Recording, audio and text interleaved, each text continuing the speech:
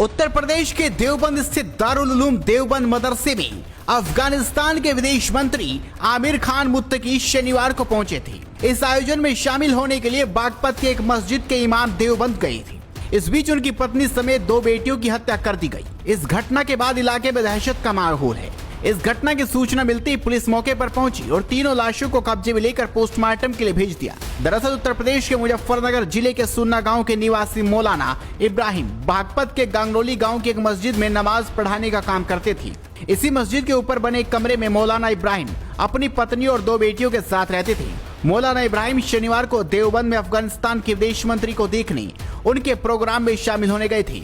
इसी मौके का फायदा उठाते हुए अज्ञात अपराधियों ने मौलाना इब्राहिम की पत्नी समेत 2 बेटियों को मौत के घाट उतार दिया।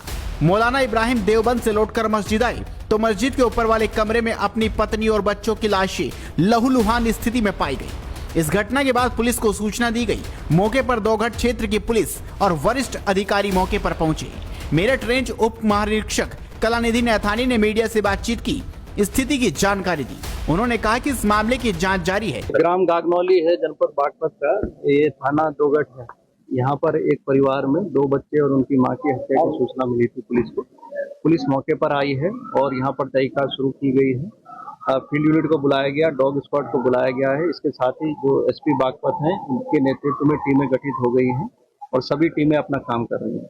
अभी तक के जो मौजूदा साक्ष्य हैं उसके आधार पर टीमें अपना काम कर रही हैं। जो भी साक्ष्य सामने आते हैं या जो भी हमको इसका वर्कआउट होता है उससे शीघ्र आप लोगों को अवगत कराया जाएगा और बाकी डिटेल ब्रीफिंग एसपी बागपत आप लोगों को। अब तक की इन्वेस्टिगेशन से क्या लगा जो है, जो कैसे क्या लगा? अभी देखिए, इसमें अभी पीएम रिपोर्ट भी अभी नहीं आई है। पीएम रिपोर्ट से स्पष्ट हो जाएगा कि क्या हथियार इसमें इस्तेमाल हुआ, क्या है।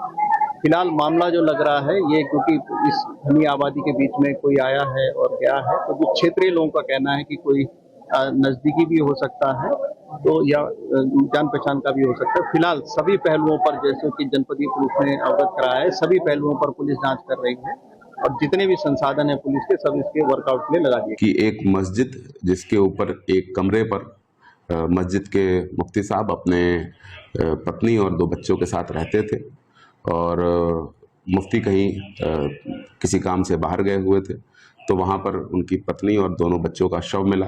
इस घटना पर तत्काल थाना police, CO Brock, additional SP मेरे और स्वयं डीआईजी महोदय के द्वारा भी घटनास्थल का निरीक्षण किया गया और तत्काल घटना के सफल अनावरण के लिए 7 टीमें लगा दी गई। फील्ड यूनिट के द्वारा भी मौके से आवश्यक फिंगरप्रिंट्स और डीएनए साक्ष्य उठाए गए और लगातार जो 7 टीमें थी उन्होंने बड़े कम अवधि के अंदर वीडियोस